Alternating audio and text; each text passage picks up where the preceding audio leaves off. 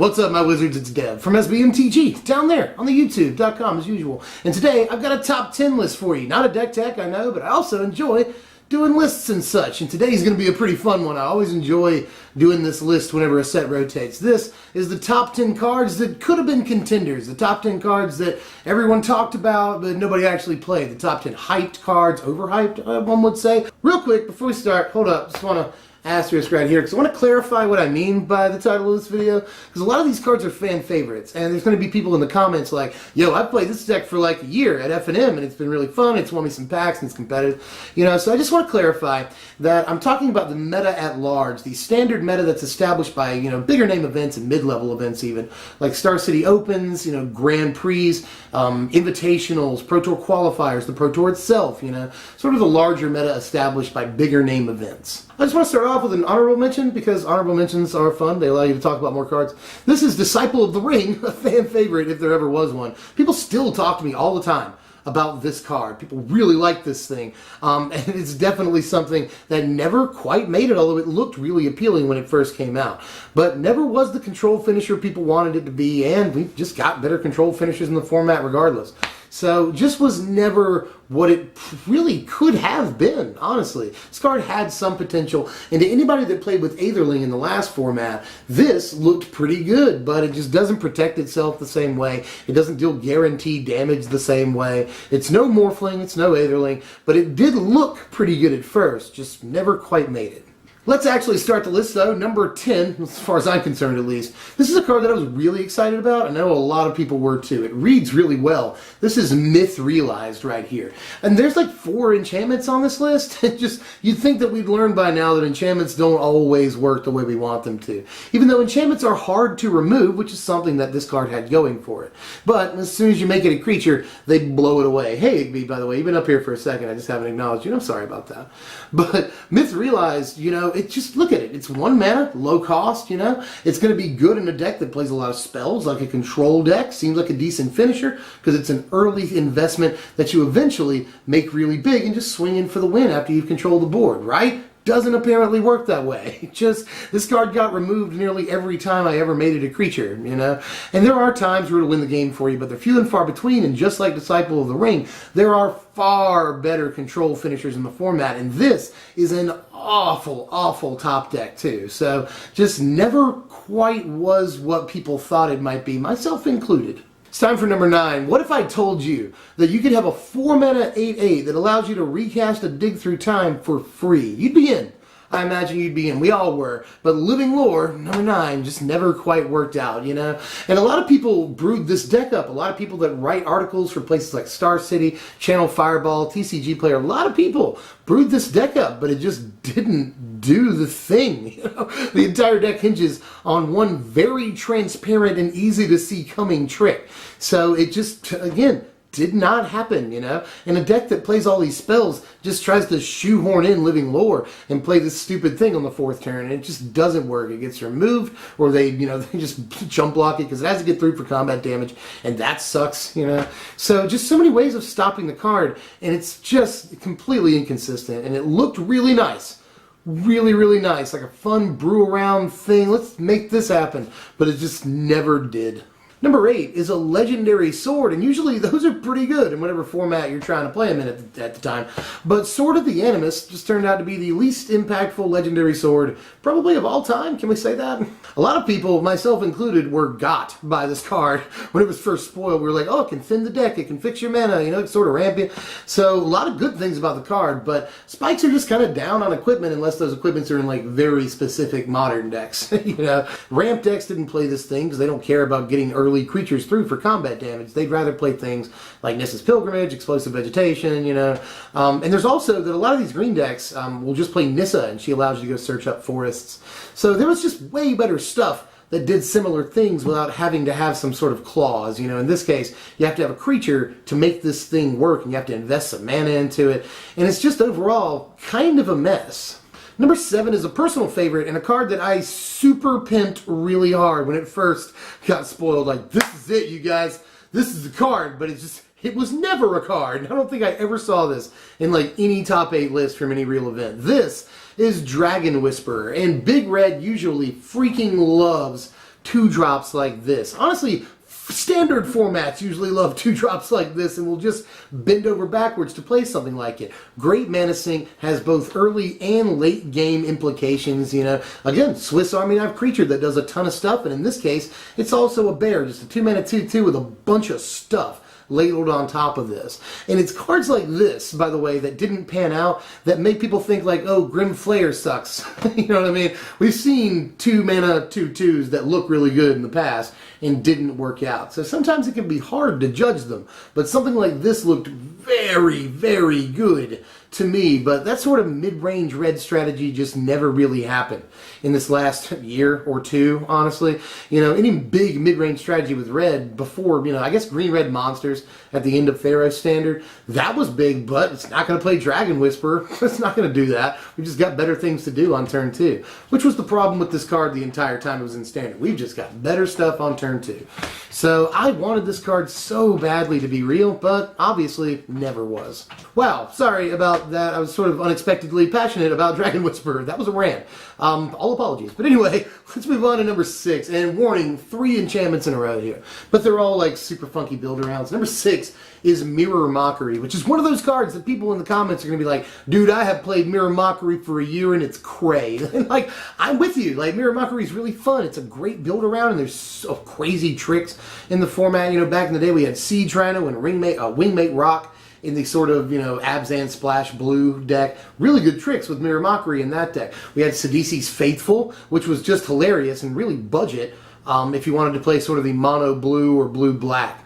You know, Mirror Mockery deck. That was a great card, Sidisi's Faithful was. You know, you had Sidisi herself, which was a good card with this. There's just so many freaking tricks with Mirror Mockery in this format that you'd think that this card would have at least tried to be a thing. But honestly, people just, you know, spikes, again, pro players and people that go to these big events just don't like enchantments, especially these creature auras, because you get 2 for 1 done. If they remove the creature, you also lose your aura, which means that you spent 2 cards, they only spent 1. That is one of the serious taboos of professional Magic, and there's reason for that, definitely. Getting 2 for 1 sucks hard. So, Mirror Mockery, it makes sense why it was never a thing. But budget players out there and people that just, you know, go to F&M at certain card shops, you know, just card shops that have a sort of lower pool, you know, in there. And I like those card shops, don't get me wrong. But card shops that not everybody plays, you know, net decks or like the biggest decks in the format.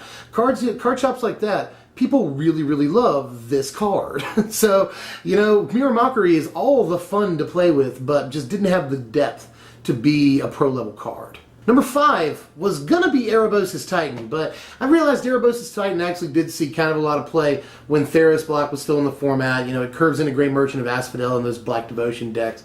So it did see a lot of 2 and 3 of play for like 6 months, and it just can't make the list with 6 months of 2 and 3 of play in one of the best decks in the format. So no Erebos' Titan. So number 5 is gonna be Assault Formation. Ready for it? Assault Formation.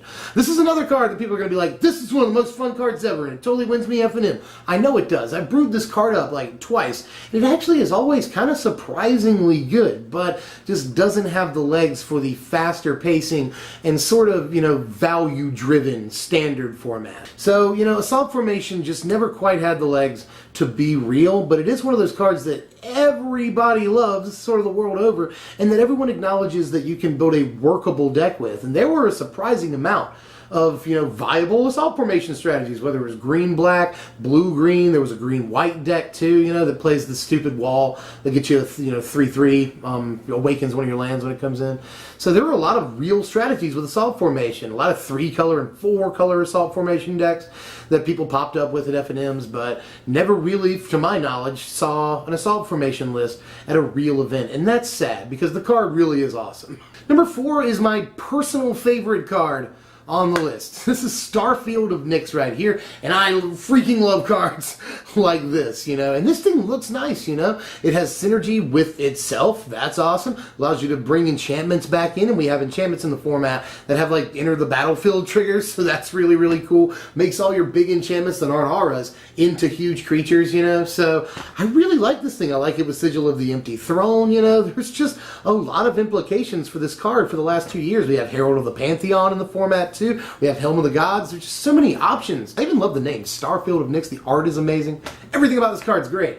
But I would very, very sparingly see Starfield lists in top 8s. The whole last couple of, or really last year, I've probably seen maybe 4 or 5 Starfield of Nyx lists in total in top 8s, and that's just not quite enough to be a real force in the format at all. And a lot of people talked about it, but it just was never a thing. By the way, we've already gotten to the point in the season where I'm not using cards from Origins or Dragons anymore. But if you want to see the quickest deck tech of all time, here it is. Starfield of Nyx, Sigil of the Empty Throne, Stasis Snare, Silk Wrap, Pacifism, Quarantine Field, Lunar Force, Imprison in the Moon. Done. And you could probably play Oath of Jace in the deck. That seems like a pretty good pick. But anyway, Starfield of Nyx is just it's an old friend of mine, and I'm very sad to see it go. Again, my favorite card on this list by a lot. I really like stuff like this, and we'll probably never see it printed again, which is super sad.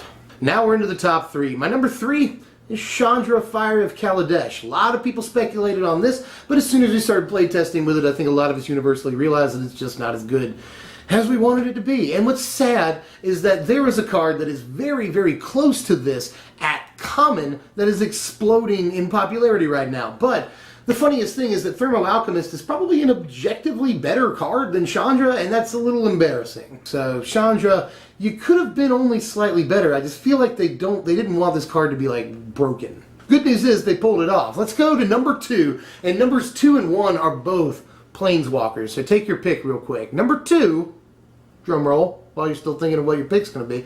Number 2 is Sarkhan Unbroken. Sarkhan Unbroken, let's look at this freaking card, you know? Sarkhan Unbroken makes big, stupid dragon flyers that can just win you the game. It's always good when a Planeswalker can just win you the game.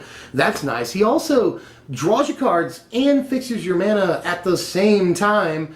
That's crazy, and his ultimate isn't great or anything, but he can pull like a Tarka out of your deck and just put his stupid fat body on the battlefield. That's good. Same thing with, you know, other dragons that you might happen to be playing.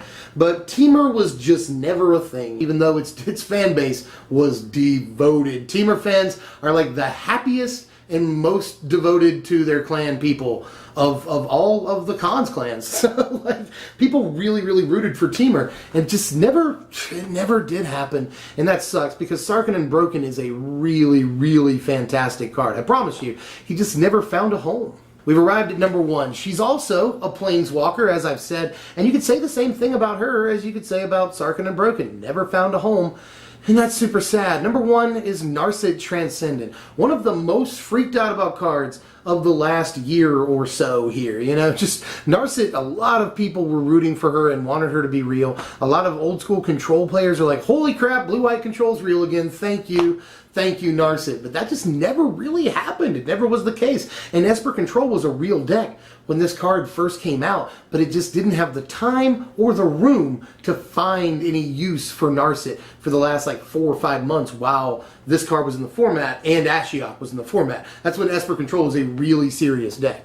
But with you know, the Theros rotation, went Esper Control for a while. Eventually we got Esper Dragons. Problem is, that deck plays way too many creatures to be very good with Narset. And then we had another Esper Control deck in the format, but that deck plays too many Planeswalkers to be really conducive to Narset. They usually play one Narset, but those Esper Control decks were a thing for Pro Tour Shadows over Innistrad and almost nothing else. They just weren't a real dominant factor in the format. So, and her second ability is kind of awkward. You know, you want to play mostly spells in a control deck on your opponent's turn, and you can't do that with her second ability. Sure, you can rebound stuff on your turn, spend mana on your turn. I don't want to do that. And you can't like rebound counter spells anyway, so that's kind of dumb. You know, her second ability is just kind of awkward. And the other problem with Narset is that she's a Planeswalker that can't just straight up kill your opponent. She has no way of killing your opponent. And people don't like that. And I don't blame them. So Narset just looked really, really appealing, super flashy, and great, built for blue-white control decks, but blue-white control was just never around. And it's always heartbreaking to see Planeswalkers on these lists, you know, but usually they're the top cards on the list because they're the most heavily speculated on. You know, 7 months from now, you'll probably see Kiora in this slot. A year from now, you might see Tamiyo in this slot. Dislike button hit by a couple people there, but you might see Tamiyo in the slot a year from now, because it's always, again, really heartbreaking when Planeswalkers don't live up to their potential. And in the case of Narset, especially because so many people were convinced that this was the real. That's it. I've probably missed a million cards that people really, really liked and thought were really awesome. I'm sorry about that. But again, I got a sheet of paper with a million different cards written down on it, so I'd probably have at least some opinion on it. So let me know in the comments how you felt about not only the picks on this video, but the things that I missed. I'm always really interested to hear about that. I'm Dev from SBMTG. If you enjoyed the content, like the content, hit the thumbs up button, and subscribe if you're new. And I'll see you guys later. Thanks for watching, my wizards.